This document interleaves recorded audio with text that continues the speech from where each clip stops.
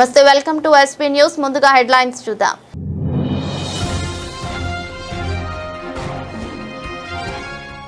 రాష్ట్రంలో law and order పూర్తిగా కుప్పకూలిపోయింది. మండిపడ్డ Harish Rao.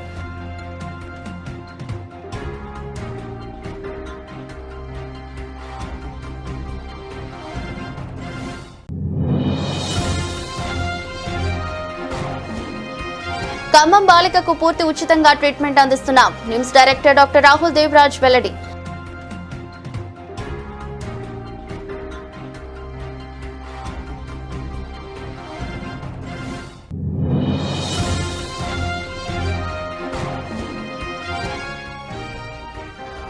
Meenakshi Natarajan case గురించి పొట్టోడు రేవంత్ రెడ్డి సమాచారం ఇవ్వచ్చు. బీజేపీ ఎంపీ ధర్మపురి అరవింద్ ఎద్దేవా.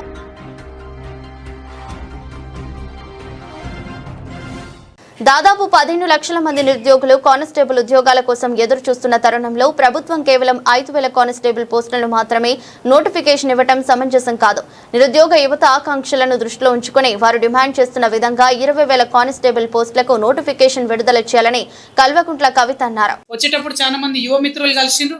వాళ్ళు నిన్న మొన్ననే కానిస్టేబుల్ ఉద్యోగాలు 5,000 పడితే 5,000 కాదు 20,000 ఉద్యోగాలు వేయాలని చెప్పి పాపం వాళ్ళు ధర్నా చేసినటువంటి పరిస్థితి ఉంది. వాస్తవానికి ఏంటంటే ఒక 15 లక్షల మంది at any point of time ఈ తెలంగాణలో ప్రిపేర్ అవుతూ ఉంటారు ఎప్పుడు కానిస్టేబుల్ ఉద్యోగాలు పడతాయని. కాబట్టి ఆ 15 లక్షల మందికి తగ్గట్టుగా 20,000కు తక్కువ కాకుండా పోస్టులు వేయాలని ప్రభుత్వాన్ని నేను బలంగా డిమాండ్ చేస్తున్నా. పోలీస్ శాఖలో ఖాళీ ఉన్నాయి, జాబులు ఇచ్చే అవకాశం ఉన్నది, లేనిది ఏదన్నా ఉందంటే ఈ ప్రభుత్వానికి మనసు లేదు తప్పితే ఇంకోటి కాదు. కాబట్టి 20,000 పోస్టులు వేయాలని చెప్పి డిమాండ్ చేస్తా ఉన్నా.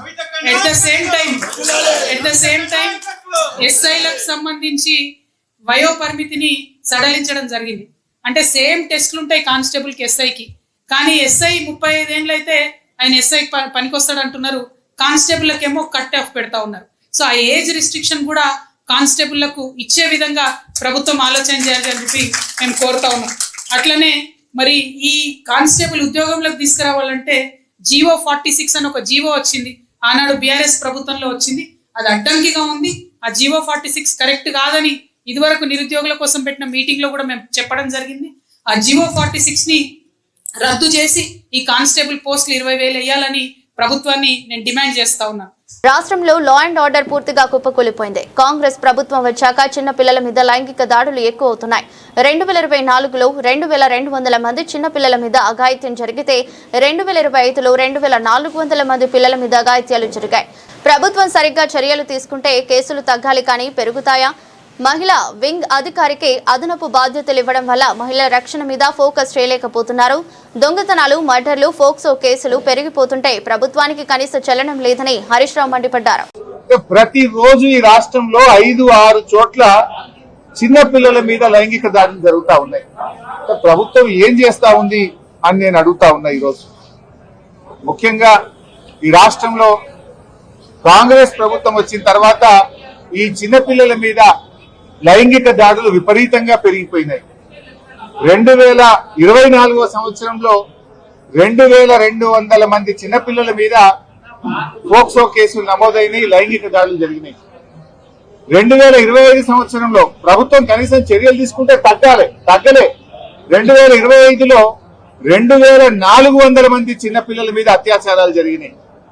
అంటే ఈ ప్రభుత్వం అసలు పట్టించుకోవడం లేదు. ప్రతి సంవత్సరం ఫోక్సో కేసులు పెరుగుతా ఉన్నాయి. ఇది నేను చెప్తున్న లెక్క కాదు, అఫీషియల్ డాటా. ఎన్సీఆర్బీ డాటా ప్రకారంగానే తెలంగాణ రాష్ట్రంలో రోజు రోజుకు చిన్నపిల్లల మీద అత్యాచారాలు పెరుగుతా ఉన్నాయి. సంవత్సరానికి కేసులు పెరుగుతా ఉన్నాయి.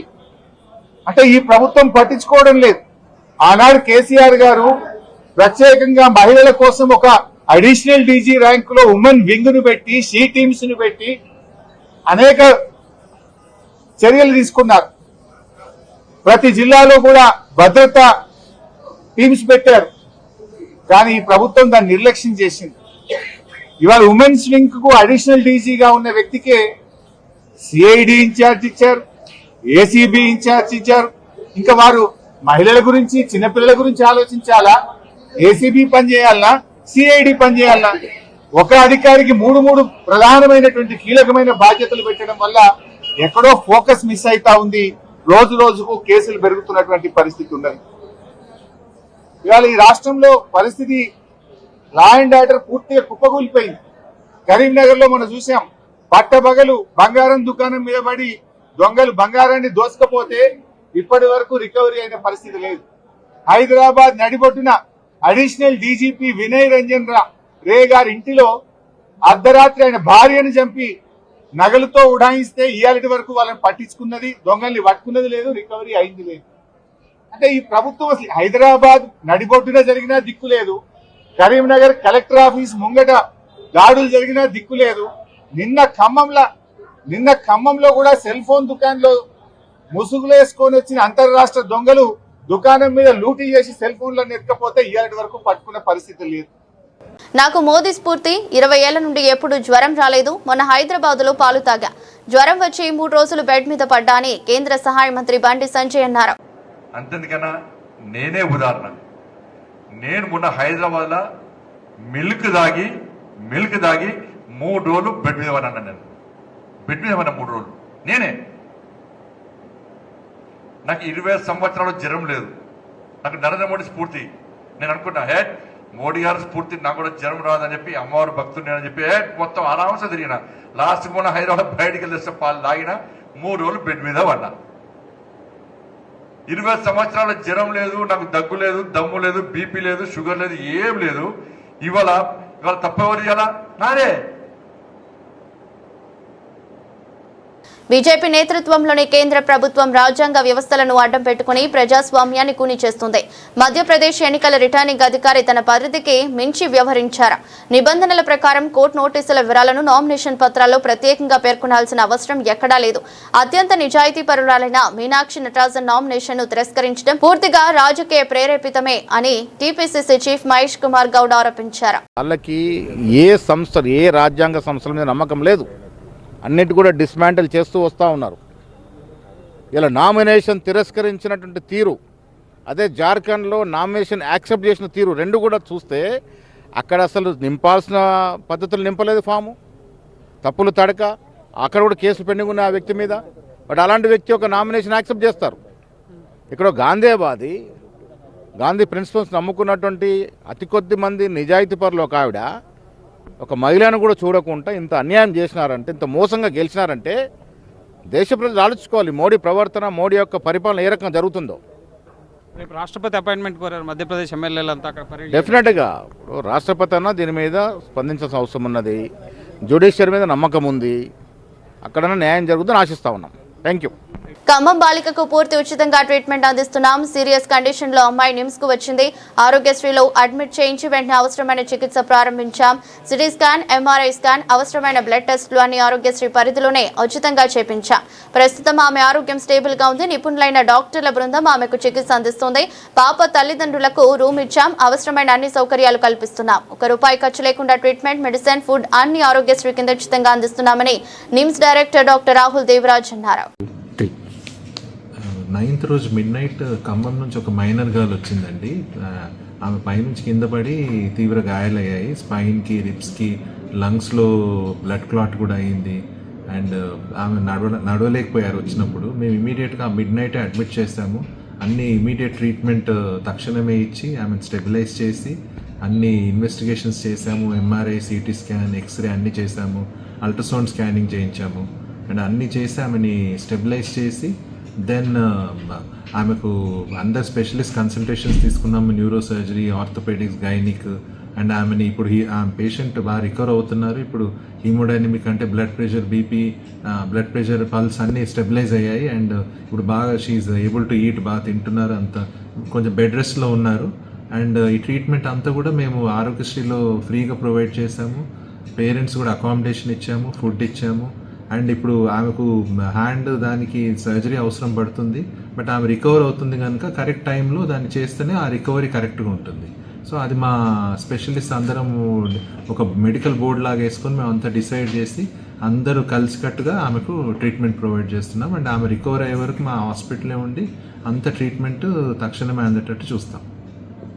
మీనాక్షి నటరాజన్ కేసు గురించి పొట్టోడు రేవంత్ రెడ్డి సమాచారం ఇవ్వచ్చని బీజేపీ ఎంపీ ధర్మపురి అరవింద్ ఎద్దేవా చేశారు. రేవంత్ రెడ్డి సాటుకు ఇచ్చినట్టు ఇన్ఫర్మేషన్ ఇచ్చిండా?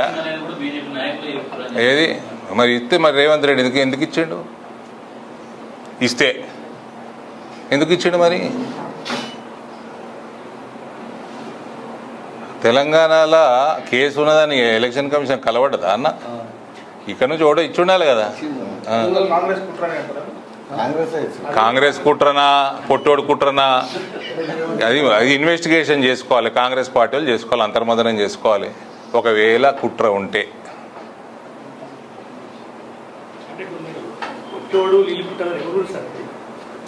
మన ప్రియతమ ముఖ్యమంత్రి గురించి రేవంత్ రెడ్డి, అనుమూల రేవంత్ రెడ్డి. ఇంకా చెప్పాలి ఏమన్నా క్లారిటీగా? నల్గొండ జిల్లా మాడుగులపల్లి మండలంలో నిర్మిస్తున్న ప్రభుత్వ భవన సముదాయాన్ని బుధవారం సందర్శించిన రాష్ట్ర మంత్రి కోమటిరెడ్డి వెంకటరెడ్డి అక్కడి ట్రాన్స్కో ఏఈ తీరుపై తీవ్ర ఆగ్రహం వ్యక్తం చేశారు. భవనంపై నుంచి ప్రమాదకరంగా కరెంటు తీగలున్న విషయాన్ని స్థానికులు మంత్రి దృష్టికి తీసుకువెళ్లారు. ఆ సమయంలో సంబంధిత అధికారులు అందుబాటులో లేకపోవడంతో మంత్రి వెంటనే ట్రాన్స్కో ఎస్సీకి ఫోన్ చేసి ఏఈపై తక్షణమే కఠిన చర్యలు తీసుకోవాలని డిమాండ్ చేశారు.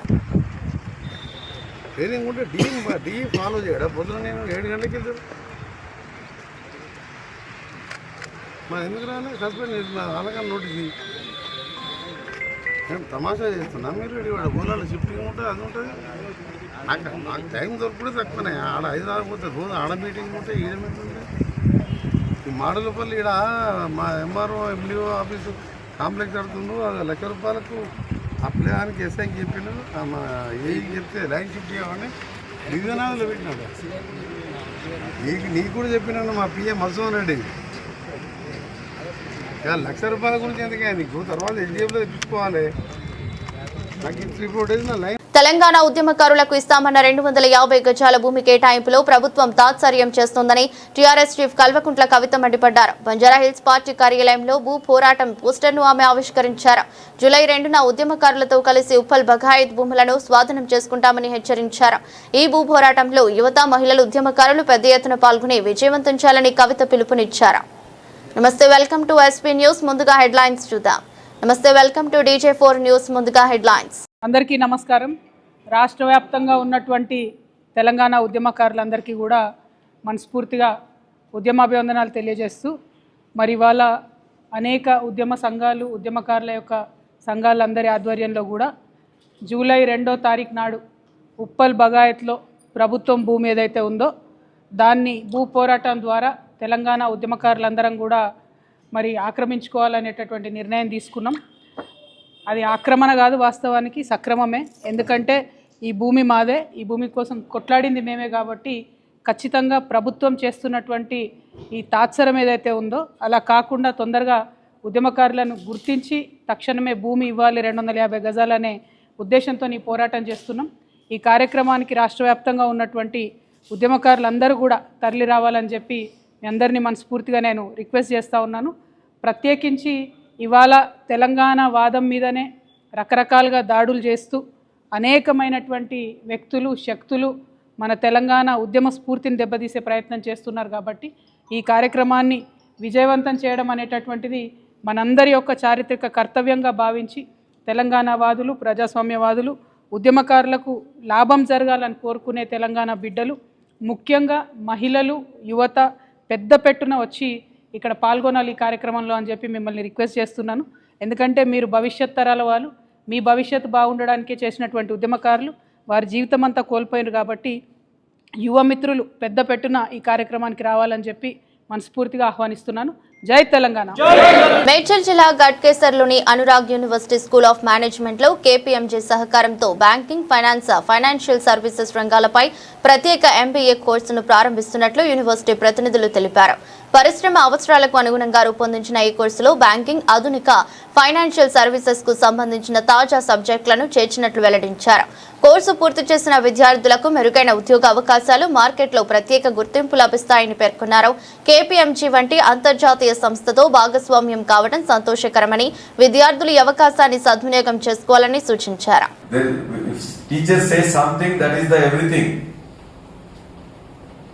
Right now, the teacher role as I think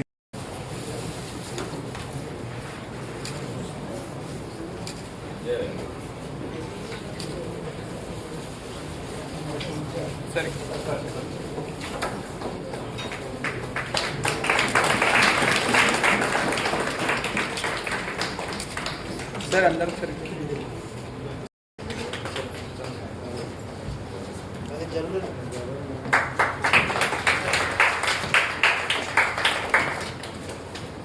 so come this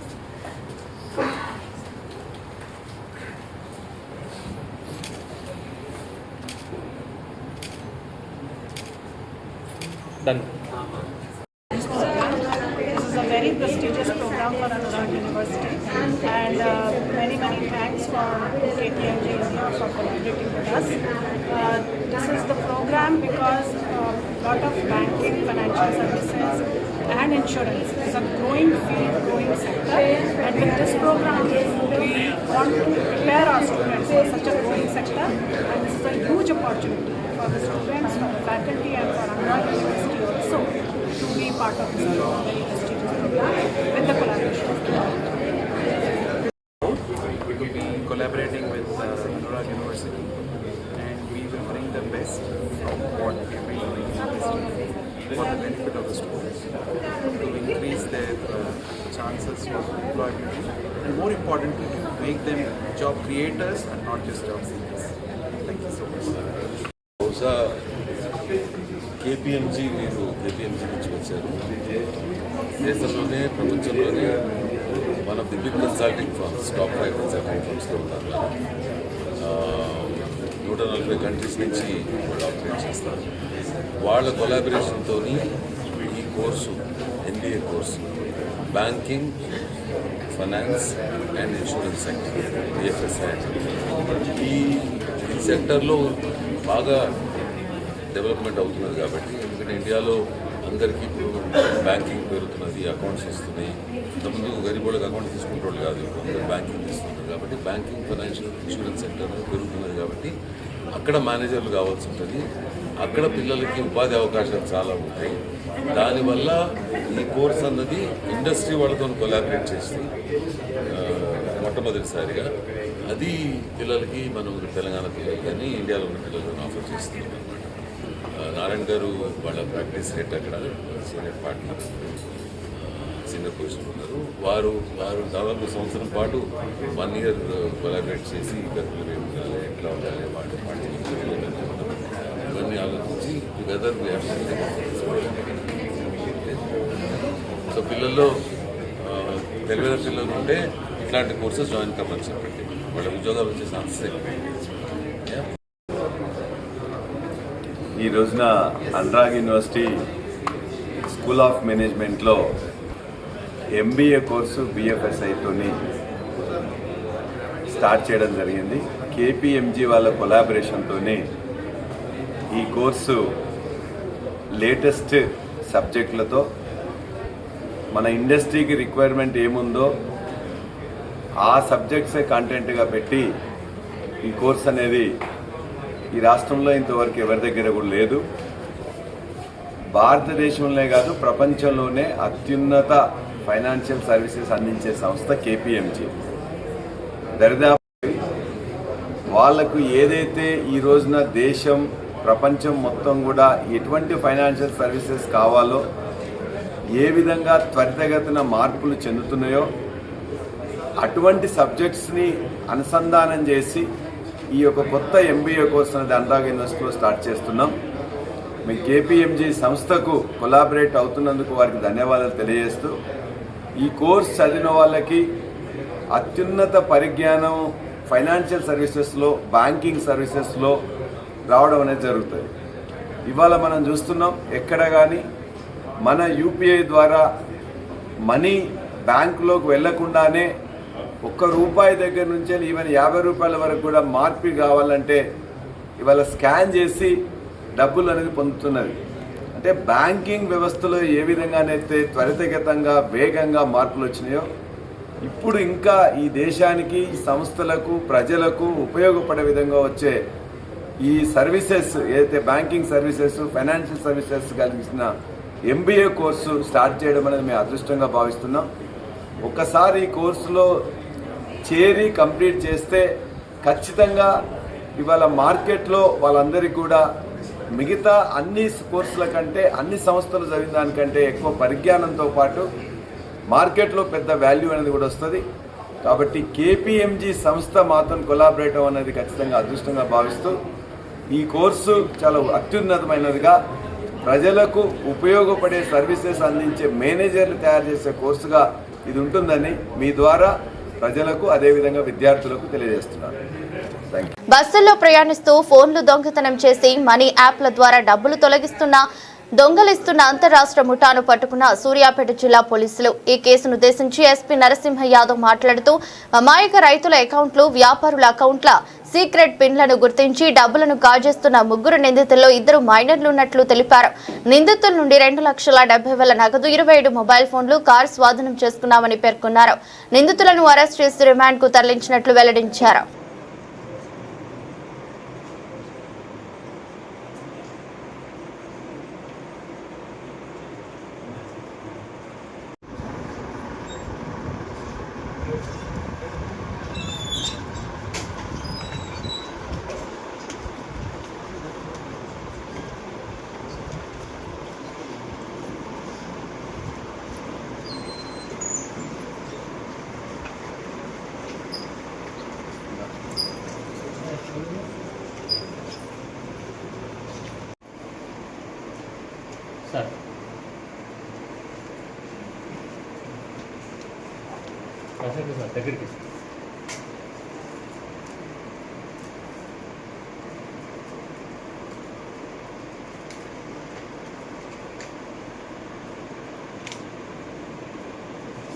రైతులు పండించిన పంటలకు గిట్టుబాటు ధర కల్పించడంతో పాటు దళారుల మధ్యవర్తుల ఆగడాలను ప్రభుత్వం అడ్డుకోవాలని, రైతులకు సహాయం చేసేలా ప్రభుత్వం చొరవ చూపాలని తెలంగాణ రాష్ట్ర రైతు సంఘాల సమాఖ్య అధ్యక్షులు బేరి రామచంద్ర యాదవ్ పేర్కొన్నారు.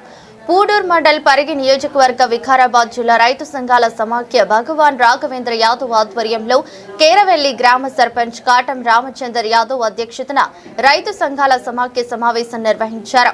రైతు సమాఖ్య సమావేశంలో తెలంగాణ రాష్ట్ర రైతు సంఘాల సమాఖ్య అధ్యక్షులు బేరి రామచంద్ర యాదవ్ పాల్గొని రైతుల కష్టాలను ఏకరవు పెడుతూ ప్రసంగించడం జరిగింది. బహుశా రైతులకు ఉన్న కష్టాలు దేశంలో ఎవరికీ లేవని, దుక్కి దున్ని విత్తనాలు వేసి పంట చేతికి వచ్చే వరకు కష్టాలు అన్ని ఇన్ని కావు. పురుగుల బారిన పడిన పంటలు దక్కించుకోవడం చాలా కష్టం. పురుగుల మందుతో సహా యూరియా, ఎరువుల సరఫరాలో కూడా ఇబ్బందులు వర్ణాతీతమని ఆవేదన వ్యక్తం చేశారు. డాక్టర్ బిఆర్ అంబేద్కర్ కోనసీమ జిల్లా రాజోలు నియోజకవర్గంలోని మామిడికుదురు మండలం గెద్దాడ బైపాస్ పై గురువారం సాయంత్రం జరిగిన రోడ్డు ప్రమాదం స్థానికంగా కలకలం రేపింది. గెద్దాడ హైవే సెంటర్ సమీపంలో 2 కార్లు ఎదురెదురుగా ఢీకొనడంతో ప్రమాదం చోటు చేసుకుంది. ప్రత్యక్ష సాక్షుల కథనం ప్రకారం 2 వాహనాలు వేగంగా వస్తున్న సమయంలో ఢీకొనడంతో నియంత్రణ కోల్పోయి రహదారి పక్కనున్న వ్యవసాయ పొలంలోకి దూసుకెళ్లాయి. ప్రమాదం తీవ్రతకు 2 కార్లు దెబ్బతిన్నాయి. ప్రమాద సమయంలో 2 వాహనాల్లో ప్రయాణికులున్నప్పటికీ అదృష్టవశాత్తు ఎవరికీ ప్రాణాపాయం కలగలేదు. స్వల్ప గాయాలతోనే వారు బయటపడినట్లు తెలిసింది. ప్రమాదం అనంతరం స్థానికులు వెంటనే స్పందించి సహాయక చర్యలు చేపట్టారు. కొంతసేపు ఆ ప్రాంతంలో వాహనాల రాకపోకలకు అంతరాయం ఏర్పడగా అనంతరం పరిస్థితి సాధారణ స్థితికి చేర్చుకుంది. ప్రమాదానికి గల కారణాలపై అధికారులు విచారణ చేపట్టారు.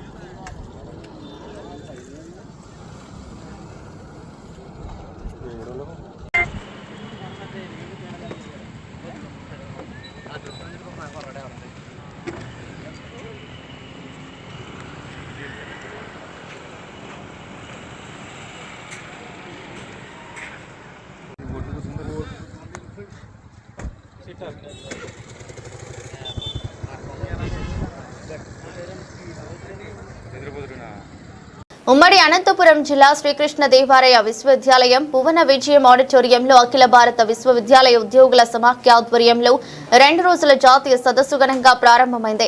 ఉన్నత విద్యలో ప్రభుత్వ విశ్వవిద్యాలయాల బలోపేతం మరియు విశ్వవిద్యాలయ ఉద్యోగుల హక్కుల పరిరక్షణ అనే ప్రధాన అంశంపై సదస్సు నిర్వహించారు.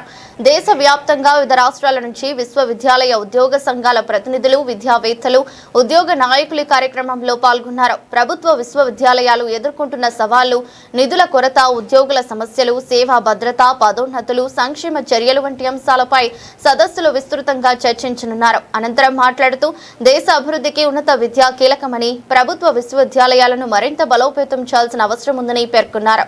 అలాగే విశ్వవిద్యాలయ ఉద్యోగుల హక్కులను కాపాడుతూ వారి సమస్యలకు శాశ్వత పరిష్కారం చూపాలని కోరారు. 2 రోజుల పాటు కొనసాగే ఈ జాతీయ సదస్సులో పలు కీలక తీర్మానాలు ఆమోదించే అవకాశం ఉందని నిర్వాహకులు తెలిపారు. నిర్వహిస్తున్నటువంటి ఈ నేషనల్ సెమినార్ పబ్లిక్ యూనివర్సిటీస్ ని దేశంలో మనం ఎలా బలోపేతం చేయాలి అనే అంశం మీద వాళ్ళు 2 రోజుల పాటు వీళ్ళు ఇక్కడ ఉండి నిర్వహిస్తున్నారు. చాలా రాష్ట్రాల నుంచి non teaching employees, officers of university వచ్చారు ఇక్కడికి. ఇది చాలా ముఖ్యమైనటువంటి అంశం. ముఖ్యంగా దేశం అభివృద్ధి చెందుతున్న దేశంగా మారేటటువంటి ఈ ప్రక్రియలో డెమోగ్రాఫిక్ డివిడెండ్ అని చెప్తున్నాము. యువత మనకి చాలా అత్యధికంగా ఉన్నటువంటి యువత ఉన్నటువంటి దేశం మనది. మిగతా దేశాలతో పోల్చినట్లయితే డెమోగ్రాఫిక్ డివిడెండ్ అంటాము. ఈ 20 సంవత్సరాల కాలం ఒక అమృత కాలంగా మనం భావించి నేషనల్ ఎడ్యుకేషన్ పాలసీ అమలవుతున్నటువంటి నేపథ్యంలో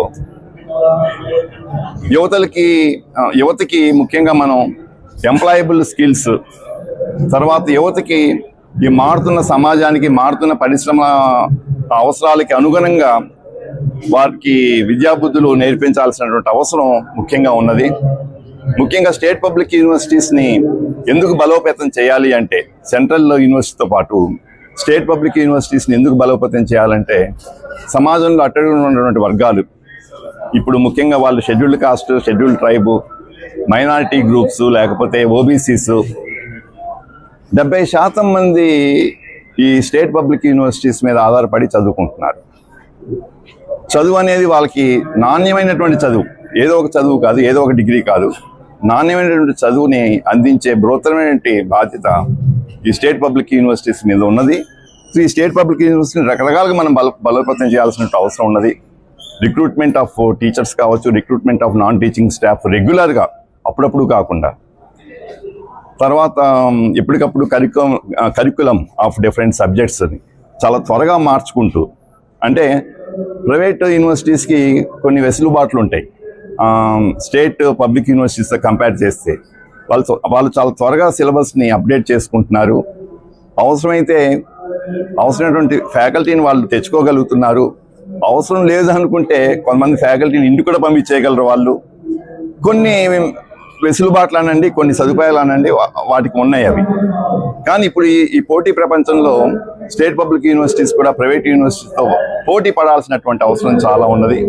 ఏదో నా గవర్నమెంట్ జాబ్ వచ్చేసిందని చెప్పేసి అలా కాకుండా ఎప్పటికప్పుడు వాటిని ట్రాన్స్ఫార్మ్ చేసుకుంటూ మారుతున్న సామాజిక పరిశ్రమ అవసరాలకు తగ్గట్టుగా విద్యార్థుల్ని తయారు చేయాల్సిన అవసరం చాలా ఉన్నది. ఎందుకంటే వార్తలు ముగించే ముందు మరోసారి హెడ్లైన్స్.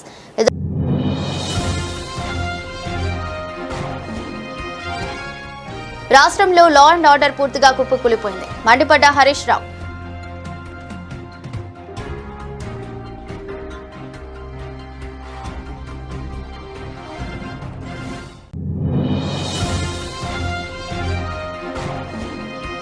ఖమ్మం బాలికకు పూర్తి ఉచితంగా ట్రీట్మెంట్ అందిస్తున్నాం, నిమ్స్ డైరెక్టర్ డాక్టర్ రాహుల్ దేవరాజ్ వెల్లడి.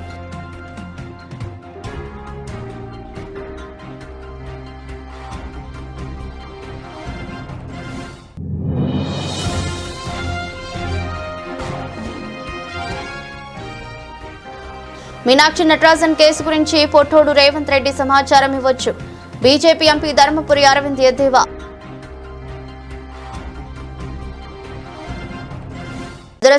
మరో బులెటిన్ లో మళ్ళీ కలుద్దాం. అంతవరకు సెలవు, నమస్కారం.